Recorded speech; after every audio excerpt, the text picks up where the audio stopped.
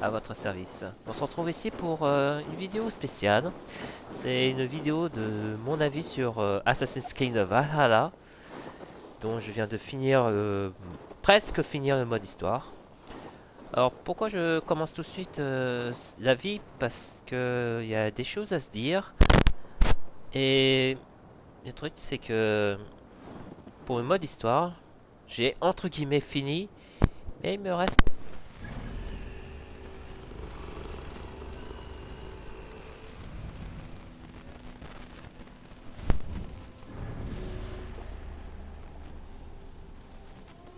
Je ferai pas de vidéo, mais je vous montrerai un peu ce qui se passe sur l'Angleterre plus tard.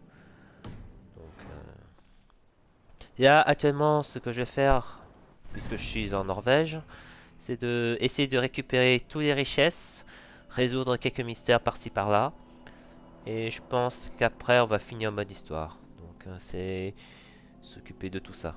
Et comme vous voyez, rien que pour la Norvège, il y a beaucoup de choses à faire, hein. J'ai encore des richesses, des mystères, des artefacts à résoudre, alors que pour deux régions, et il y a beaucoup trop de choses à mon goût. Enfin, on verra ça plus tard. Pour l'instant, là nous sommes ici. Je vais remonter la carte. C'est pour affronter une bête légendaire. Il y en aura deux qui se trouvent en Norvège. Le deuxième, va falloir que je le retrouve quelque part, je crois, à Reykjavik. Reykjavik. Je sais pas comment ça se prononce. Mais bon, on va trouver. On va trouver. Faut être patient. Donc voilà. En ce qui concerne la qualité du jeu, en soi graphiquement, il est bien. C'est du PS4, hein, donc ne vous attendez pas à ce que ce soit sur PS5. Mais graphiquement, il est bien. Les commandes sont sympas quand même. Mais je trouve que pour question de gameplay, hormis les classiques bugs, je trouve que ça échappe un peu. Ça peu échappe un peu les anciens Assassin's Creed, hein. On se contentait d'assassiner des gens et se barrer. Là, ici, depuis même Odyssey, pas Odyssey, Origins, ils ont instauré le système de Souls-like, à savoir esquive, on tape et comme ça. C'est en... C'est un peu un renouveau, mais aïe, oui. Mais je trouve que ça a perdu son charme. Bon, après, chacun ses goûts, mais moi je trouve... Aouh, calmos. Je trouve que c'est bien, mais ça éloigne un peu le côté Assassin's Creed là. J'aurais préféré un peu plus assassin, discrétion et se barrer. C'est un peu ce qui fait son charme. Après, chacun ses goûts. Donc voilà. Chacun ses goûts, mais je trouve que ce style de jeu, c'est bien pour tous ceux qui aiment les Souls-like, à savoir Dark Souls, Bloodborne, etc. Et pour moi, qui suis un peu entre guillemets novice, même si j'ai un peu joué à Darksiders 3 il y a quelques temps, je trouve que ça perd un peu son charme. Mais bon, après, chacun ses goûts. Mais ça veut pas dire que le jeu est mauvais en soi, hein. Les combats sont un peu plus dynamiques, certes, mais bon. Mais bon, c'est bien et pas bien. Chacun ses goûts. Donc, je vais parler des défauts quand même. Ah, d'ailleurs, ça fait penser, il y avait un truc là. Le premier défaut que je trouve, c'est que il y a des problèmes de son. Euh, Comme vous avez pu voir dans diverses cinématiques, parfois il y a un petit décalage où le gars parle, il y a une coupure, laissant après la traduction, les sous-titres avancés, puis le gars continue sa phrase. C'est assez fréquent et c'est assez énervant pour découvrir quelque chose.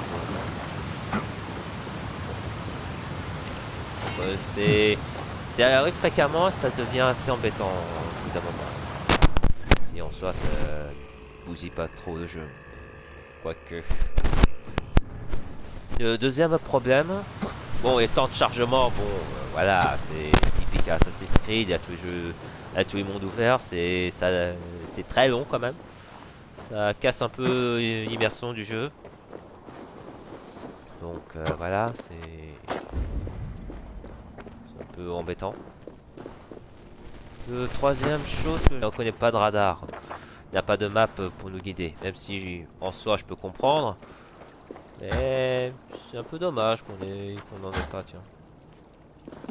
Parce qu'on est obligé d'utiliser notre ami le corbeau pour savoir ce que c'est. Peut-être c'est un peu plus simple pour comprendre, mais bon. Autre chose qui est un peu embêtant pour moi, après c'est une question de goût, mais c'est une question de goût. C'est comme vous avez pu voir, il y a beaucoup de choses à récupérer, des richesses un peu éparpillées partout. Donc ça, Norfolk, c'est celui qui en a, je crois, le moins, mais quand même, je trouve qu'il y a trop de choses. Peut-être il y en a beaucoup moins par rapport à Odyssey dont on dit qu'il y a beaucoup trop. Odyssey, c'est celui qui a le plus de contenu et que ça se termine pratiquement jamais.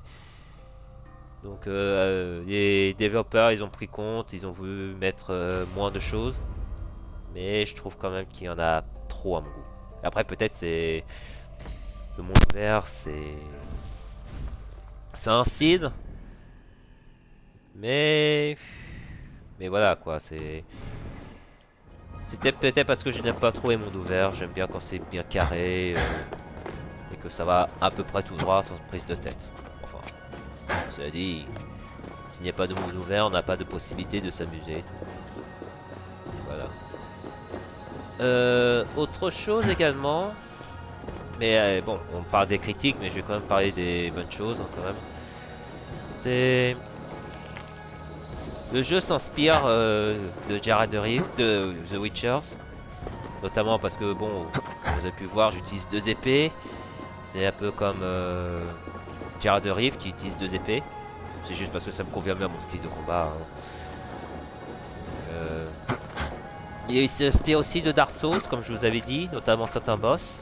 Si vous avez pu voir par le passé, j'ai affronté Fenrir, le fils de Loki. Et le fils de Loki utilise un peu une épée dans sa bouche. C'est l'équivalent à un certain Sif, le super grand loup dans Dark Souls 1. C'est quand même petit sympa, petite inspiration. En ce qui concerne la musique, et ça varie à d'autres jeux. Même si faut reconnaître qu'il y a quand même des inspirations sur d'autres jeux, notamment Darksiders Genesis. Bon, c'est vrai que le côté nordique fait que les jeux se ressemblent. Sachez que Darksiders Genesis ont été créés ont été développés par un studio suédois, je crois. Donc forcément, on retrouve quelques similitudes en termes de musique, ce qui est pas plus mal, hein, je dirais. En ce qui concerne ensuite, qu'est-ce que graphiquement, je trouve c'est quand même bien. C'est sympa quand même, même si bon sur PS5 apparemment c'est beaucoup mieux, mais bon chacun son goût. Bon. On va pas se plaindre. Ah oui, le mode histoire. L'histoire en soi, c'est vrai que c'est assez perturbant parce que j'avais un peu du mal à comprendre pourquoi la fin trop se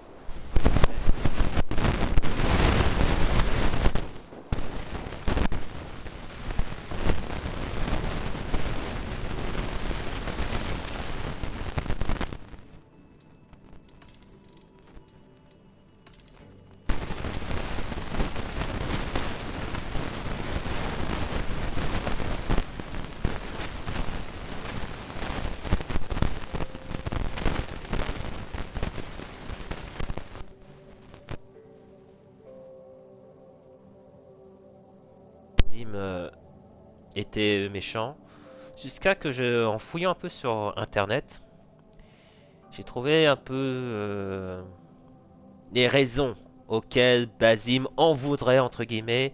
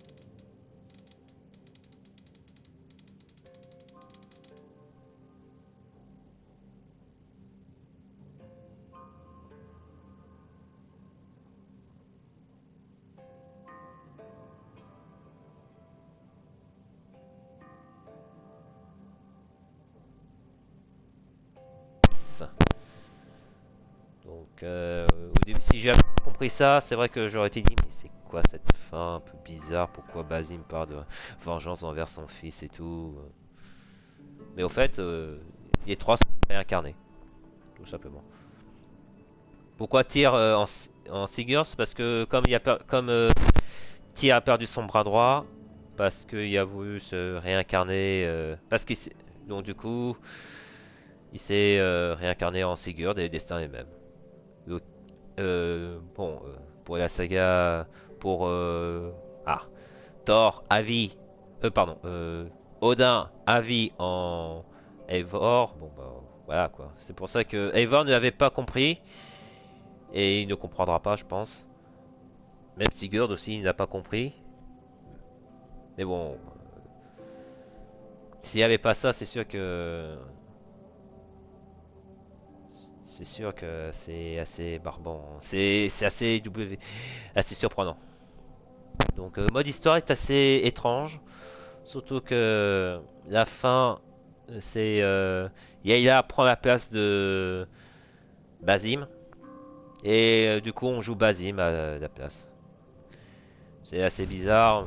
La fin est assez bizarre quand même si on n'a pas compris cet aspect. Après, on sent l'histoire se suit, mais sans prétention. C'est c'est vrai que j'aurais espéré qu'il y ait un affrontement entre Templiers et Assassins. Parce que là, on en a pratiquement pas, quoi. Il n'y a pas vraiment un affrontement entre Templiers et Assassins. Même si, à cette époque, les deux ne se nommèrent pas encore. L'ordre des Anciens est devenu les Templiers, et celui qu'on ne voit pas sont les Assassins. Voilà. Donc, l'histoire est assez étrange. Mais c'est vrai que sans le résumé d'un des gars qui a posté sur internet, c'est vrai qu'on s'y perdrait. Bon, en soi, l'histoire s'est un peu perdue depuis Odyssey, je trouve. Non, depuis même Origins, je trouve. Donc, j'aurais souhaité, lors du prochain Assassin's Creed, qu'on puisse régler cette histoire entre Templiers et Assassins, parce que ça devient lassant. Donc, voilà. Donc, ce qu'on va faire déjà, c'est qu'on va continuer. Faire des déplacements rapides déjà. Donc voilà, c'est assez surprenant quand même l'histoire. En soi, l'histoire se suit, mais Faut bien comprendre, sinon on s'y perd. Ensuite, pour les gameplay, je vais revenir au gameplay. Question variété, et je trouve que quand même c'est bien chez Assassin's Creed. C'est ce Assassin's Creed, c'est le premier de mémoire à opter sur des variantes d'armes. Parce que moi au tout début j'utilisais une hache, puis deux haches, avant de enfin pouvoir utiliser deux épées qui me correspondent. Et c'est vrai que ça apporte de la variété au jeu. Je me suis juste focalisé sur ce style de combat parce que c'est un style que j'aime, qui me correspond, à savoir. Voilà. Donc ce qui est bien en fait dans cet Assassin's Creed, c'est qu'on va pouvoir varier le style de combat en fonction des préférences. C'est vrai que quand j'ai joué à Assassin's Creed 4, Black Flag, l'assassin et Edward Kenway utilisent deux épées jumelles. Ce qui fait que j'aime bien ce style de jeu. Voilà, sans compter la lame d'assassin. Donc voilà, en ce qui concerne le gameplay, je trouve quand même le gameplay réussi. On a des variétés, chacun trouve son compte, etc. Le mode histoire, comme je dis, se suit, même si, bon, faut, faut bien comprendre. Il est assez complexe au final. Voilà. Donc, c'est vrai que il y a du bien et du pas bien. Pour moi, c'est pas le meilleur des Assassin's Creed, je trouve. Mais il y a le mérite quand même d'avoir une très longue durée de vie. Parce que là, je dois être à ma 45e, 46e vidéo. Sur environ. Sur à peu près 1 heure. Donc là, j'en ai pratiquement pour 100 heures de jeu. Et encore, je me suis presque attardé sur mode histoire sans vraiment passer par le mode sur les quêtes secondaires. Donc, vous me verrez, vous me voyez. C'est assez long. C'est tout à son honneur. Donc, et encore, je suis à 100 heures actuellement là, au moment où je fais cette vidéo. Mais je risque d'attendre quand même 120-130 heures en faisant toutes les quêtes à faire. Là, on est en Norvège. Mais attendez qu'on soit à Paris. Pardon, en Angleterre pour ça. Sans compter que. Il faudrait que je regarde, mais il me semble que j'ai le Season Pass et il faudrait que je débloque les missions qui concernent d'autres villes. Je sais qu'il y a une histoire de druide à régler et il y a l'histoire de Paris, puisque dans la dans l'histoire, les Vikings ont envahi Paris. Ouais. Mais ils sont pas restés longtemps. Hein. Donc voilà. Donc sinon à part ça, je trouve quand même le jeu est sympa. Même s'il y a des choses qu'ils auraient pu éviter. Il y a durée de vie. Bon, sur PlayStation 4, je peux comprendre. Sur PlayStation 5, apparemment, c'est beaucoup mieux. Je trouve qu'ils ont mis un peu trop de choses à mettre. Que je trouve un peu inutile à mon goût. Donc, voilà.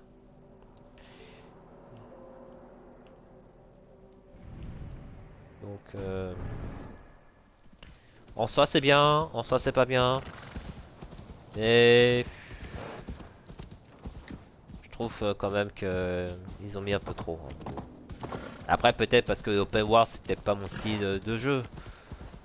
Mais sincèrement, ils auraient pu peut-être mieux faire, ou au moins faire les choses différemment. Ce n'est que mon point de vue. Donc, pour résumer, les bonnes choses quand même. Le gameplay, la variété des armes, le charisme quand même d'Eivor aussi. J'ai peut-être pas parlé, mais je trouve quand même Eivor quand même charismatique. À savoir que quand même Eivor est censé être une femme et que dans deux... Apparemment c'est ça, hein, j'ai pas bien compris. Apparemment Eivor est censé être une femme et il n'y a que deux moments où on va être un homme. Peut-être trois quand on sera sur Asgard, je pense. Mais sinon, principalement, Eivor est censée être une femme, d'après ce que j'ai compris. Mais bon, homme ou femme, ça n'a pas grande importance, hein, vous me direz. Sinon, les personnages sont charismatiques. J'ai quand même trouvé Basim sympathique, Eivor aussi, je trouvais bien. Sinon, à part ça, comme j'ai dit, les bons côtés, ça a durée de vie, le gameplay, la variété des armes, les personnages assez sympas. Les mauvaises choses aussi, j'ai un peu oublié, c'est un peu le côté moderne. On a pratiquement rien fait. C'est un peu dommage. Mais bon, j'espère que dans les prochains jeux, ce sera un peu plus développé. Sinon, pour... il y a les bugs aussi, certains crashs du jeu. Il y a parfois, le jeu a crashé. Ce qui m'a fait un peu bousiller certaines parties du jeu. Mais bon, il n'y a pas beaucoup, mais c'était chiant. Beaucoup trop de choses à mon goût à faire. Après, c'est une question de point de vue. Ensuite, à part ça, je trouve quand même le jeu il est bien. Je dirais pas une grosse réussite, mais le jeu est quand même bien. Il est quand même agréable à suivre, à jouer. C'est pas, j'ai pas grand chose à dire là-dessus. Donc voilà. Donc au final, je mettrais quand même un modeste 7 sur 20. Quand même. Donc c'est juste parce que de bugs et trop de choses font que bon, voilà, c'est un peu triste. Donc bon, un 7 sur 20 c'est tout à fait honorable. Pas grand chose à préciser. Donc on va... Si tu on va... es à la recherche d'un ours, il n'y en a aucun par ici, en ce moment. Mais j'ai mieux à te proposer qu'une partie de chasse. Si tu es un vrai Dreng, un guerrier dans les veines duquel coule l'honneur, tu peux m'aider à accomplir ma destinée. Un guerrier perdu. Donc là, je vais vous faire un deuxième mystère quand même. En gros, le codex, il s'agit d'un Dreng perdu, je crois. Non, non, non, non, non. Personnage, je pense que ce sont les personnages que je dois chercher. Faut quand même que je vous présente un peu ces personnes. Et Dreng perdu de Ragnar Lothbrok. Donc en gros, ce sont des guerriers qui ont été au service de Ragnar Lothbrok. Et que à sa mort, ben, ils ont décidé d'être un peu des kamikazes, à savoir mourir dans l'honneur afin de rejoindre Valhalla. Voilà. Donc, c'est ce qu'on va faire, c'est qu'on va l'affronter. Dans une grotte perdue quand même, sympa. Hein. Ouais. Tu es bien loin du foyer le plus proche, guerrier. Est-ce que c'est ici que tu vis? Je m'appelle Eric Crâne-Noyal. C'est le nom que m'a donné le grand roi Ragnar Lothbrok lorsque nous mettions en pièces l'Angleterre. Nous avons fondé des familles, renversé des rois, gravi des montagnes, combattu des saisons entières. Et aujourd'hui, il n'est plus là. Toute la Norvège, comme moi, pleure la mort du roi Ragnar. J'ai peine à imaginer le chagrin que ressentent ces guerriers. Il n'en reste que 6. C'est plus loyaux Drengir. Mais sans lui pour nous guider, sans sa force et sa vision, nous sommes perdus. C'est dans cette caverne que j'ai su que ma vie était liée à celle de Ragnar. Nous étions jeunes. Nous chassions un ours quand nous avons trouvé cet endroit. Il l'a tué armé d'un simple couteau. Il a bondi sur son dos, s'est cramponné comme une mouche sur un dragon. Et il a frappé. Ensemble, nous avons célébré sa mort, comme si nous fûmes deux à l'avoir tué. Et à cet instant, j'ai su que j'allais vivre et mourir pour cet homme. Je n'ai pas fini mes jours auprès de mon roi dans la fosse aux serpents d'Ael. Mais je peux encore me racheter. Combats-moi, guerrier. Envoie-moi auprès de lui dans la halle d'Odin. Ce sera un honneur d'affronter un vrai Drengr. Dès que tu seras prêt. Très bien. Pour Ragnar Lothbrok, le vrai roi de Norvège. Malheur à Ragnar, à la gloire et aux Drengir errants. Donc, on va encore affronter ce boss. C'est vrai que si j'avais pas boosté mon personnage, ça aurait été difficile de vaincre. Et surtout ce qui compte. Donc là, c'est vraiment pas facile parce que j'ai boosté un peu. Hein.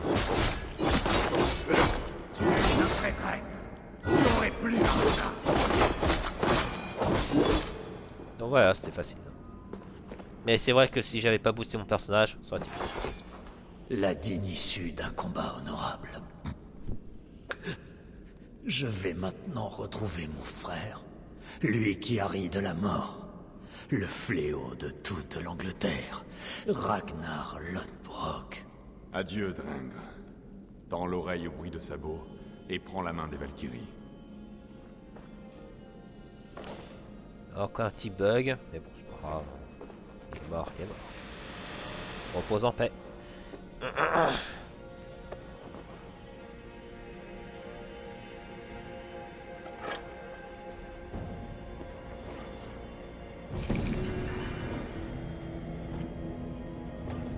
Et il mourra seul dans cette grotte. Enfin bref.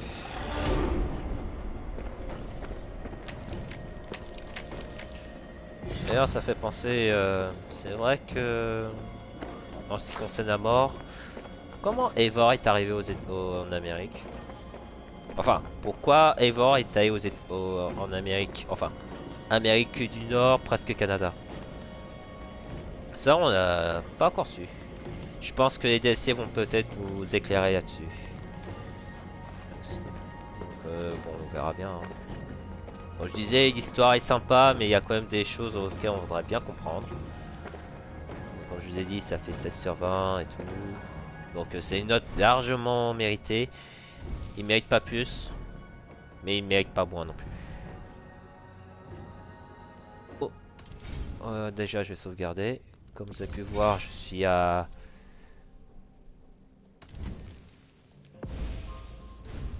96 heures, 17 minutes, pratiquement 100. Donc l'arme de compétences que j'aurais espéré avoir un petit dézoom pour que je puisse lui aller quelque part au lieu de faire une recherche. Ça aurait été bien.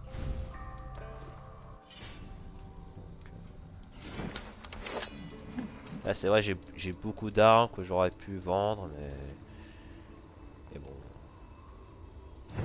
Tant qu'il n'a pas de limite, je vais pas me plaindre. Voilà.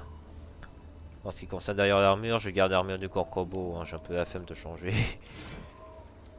En plus j'en ai que 3.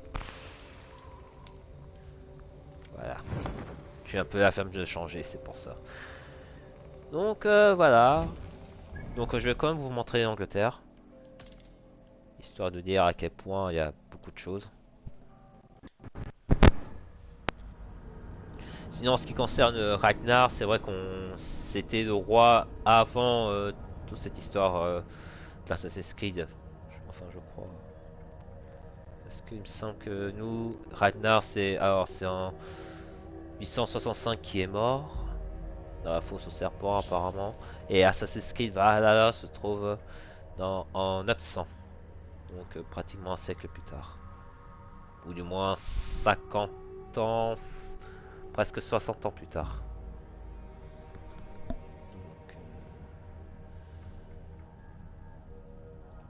Donc en soi c'était un bon jeu. Ah oui, en 873. Ah oui, quelques années plus tard. Okay. C'est juste après, après que Ragnar soit mort. Je me demande si... Non, je crois pas qu'on a vu. Donc voilà.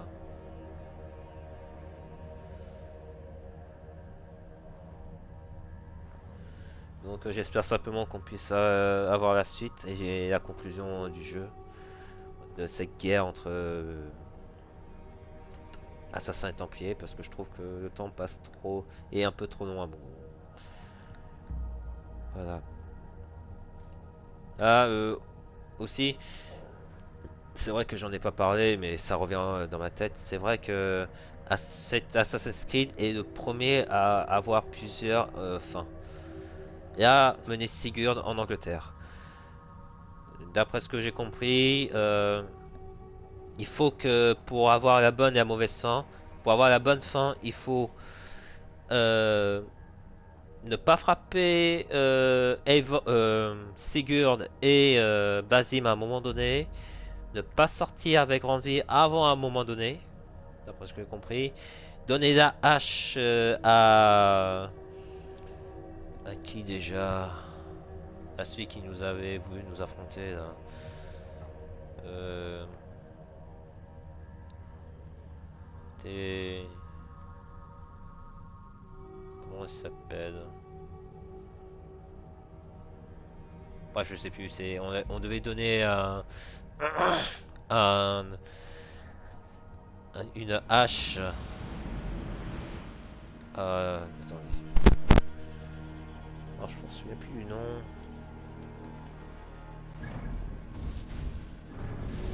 Le nom. C'était celui qu'on avait affronté et qu'il fallait. Ah, Dag, voilà. Il fallait qu'on donne à Dag. La hache à Dag. Au moment de sa mort. En gros, c'est ça à peu près les fins. Parce que la mauvaise fin, c'est que Sigurd reste en Norvège et que c'est Randvi qui nous accueille. Voilà. Bon, en soi, c'est pas grand chose, mais quand même. Donc, c'est une bonne et une mauvaise chose. La bonne chose, c'est qu'on puisse avoir plusieurs fins. La mauvaise, c'est qu'on aurait bien voulu pouvoir avoir une cinématique ou du moins, comment dire, refaire l'émission en fait. Ça aurait été bien. Mais bon, après, chacun ses goûts. Donc je vous demande juste la map d'Angleterre. Enfin, une partie de l'Angleterre. Parce que c'est pas tout. On n'a pas tout le côté nord. On a juste tout le côté est. Enfin, une partie de l'est d'Angleterre. Sachant que il reste encore la quête, la fin du royaume. Donc je ferai ça plus tard. Pour l'instant, comme je vous ai dit, on va d'abord s'occuper des mystères et des richesses. Et peut-être quelques artefacts à faire. Et comme vous voyez, il y a beaucoup de choses à faire. Donc voilà. Donc c'est comme on va faire un vrai résumé parce que c'est vrai que je m'égare un peu, mais c'est vrai que quand les idées reviennent, je suis obligé de dire sinon je vais les oublier. Donc voilà. Les bonnes choses sont il y a durée de vie, le gameplay intéressant, varié, les personnages agréables à suivre. Euh, donc des choses à faire quand même. Les mauvaises choses, après graphiquement c'est bien aussi. Les mauvaises choses sont qu'il y a trop de choses à faire. L'histoire, c'est pas des liens entre Basim, Sigurd et Eivor, ainsi que Odin, Tyr et Loki. C'est vrai que je mettrais du mauvais côté. Même si je trouve déjà la fin assez bizarre. Enfin bon. Donc 50-50 pour l'histoire. Il y a quand même les bugs du jeu, notamment les bugs de son, qui sont très énervants. Il y a trop de choses à faire pour moi à mon goût. Enfin, qui diminue encore de moitié. Après, c'est mon point de vue, hein, mais bon. Sinon, à part ça, comme je vous ai dit, je mets un 16 sur 20. Il n'ira pas plus haut, mais il n'ira pas plus bas. Quand même. Ils ont quand même l'honneur d'avoir écouté la communauté, d'avoir réglé certaines choses, d'avoir pu varier les plaisirs. C'est déjà très bien. Donc voilà. Sur ce, je vous laisse. Tiens, voilà notre ami Sigurd. son bras droit. Donc voilà, c'est sur cette magnifique village de Raventort qu'on va se quitter ici. Sachez que je terminerai quand même Assassin's Creed. Voilà, quand même. Donc pour l'instant, c'est presque terminé. Ce n'est pas vraiment terminé, mais ça va pas tarder. Donc il y a encore certaines choses à finir. Il y a quand même un membre de l'ordre à éliminer. Donc ce n'est pas un vrai au revoir, mais c'est juste une définition de mon avis. Voilà. Sur ce, je vous laisse. On se retrouve pour d'autres vidéos d'Assassin's Creed. On se retrouve également pour d'autres vidéos de Devil May Cry. Donc pour l'instant, je suis un peu en stand-by parce qu'il faut que je termine divers modes de jeu. D'ailleurs, pour l'avis du jeu Devil May Cry, vous l'aurez après avoir fini Dante Must Die, le niveau. Et là, vous aurez mon avis. Bien sûr, il y aura Overwatch, comme d'habitude, dont je suis en train de faire les placements. Et bien entendu, pour Cyberpunk, je le ferai dès que j'ai terminé Assassin's Creed Valhalla. Je préfère me concentrer sur Valhalla d'abord et en finir avant de commencer Cyberpunk. Voilà. Sur ce, je vous laisse. Portez-vous bien, prenez soin de vous et on se dit à la prochaine. Salut!